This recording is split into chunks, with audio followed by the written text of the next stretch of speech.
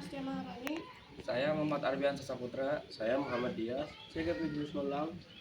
Pada kesempatan kali ini kami akan menjelaskan tentang siklus hidrologi.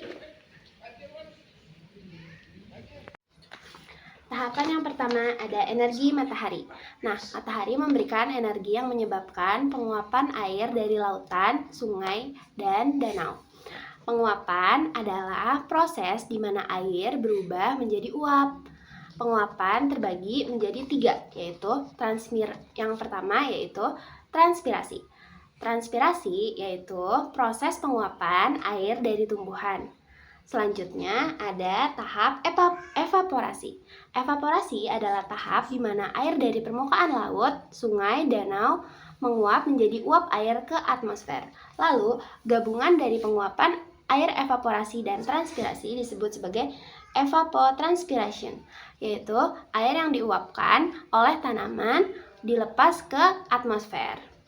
Penguapan ini menyebabkan titik-titik air berkumpul di atmosfer. Yang ketiga ada pergerakan uap air. Nah, uap air yang terbentuk diangkut oleh angin ke berbagai tempat, termasuk daratan. Siklus air adalah rangkaian atau tahapan yang dilalui oleh air dari bumi ke atmosfer dan kembali lagi ke bumi.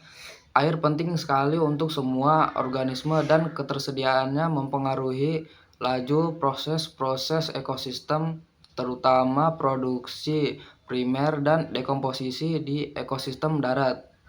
Berikut adalah penjelasan singkat mengenai setiap tahapan.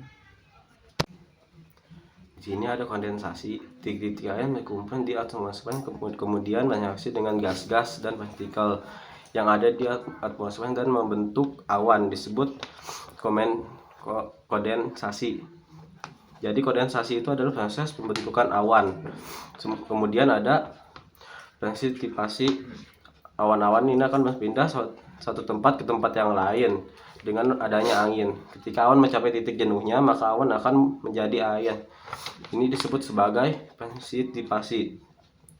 Jatuhnya air ini dapat berupa titik-titik air seperti hujan, es, ataupun salju. Perkolasi. Air tanah yang terus mengalir ke bawah karena adanya faktor gravitasi disebut sebagai perkolasi. Kesimpulannya, baik air yang mengalami runoff, infiltrasi, dan perkolasi akan bisa bermuara ke perairan. Lalu dari perairan bisa mengalami evaporasi, kembali kemudian kondensasi, lalu respirasi, dan terus sebagainya. Karena ini proses yang berulang, maka dari itu disebut siklus hidrologi. Selanjutnya ada limpasan. Air yang terjatuh ke permukaan bumi, ada yang mengalir di permukaan tanah. Lalu air yang mengalir di permukaan tanah disebut sebagai limpasan atau runoff. Yang kelima ada infiltrasi, adalah proses di mana air hujan masuk ke dalam pori-pori tanah atau batuan. Berbeda dengan limpasan, infiltrasi melibatkan pergerakan air ke dalam tanah.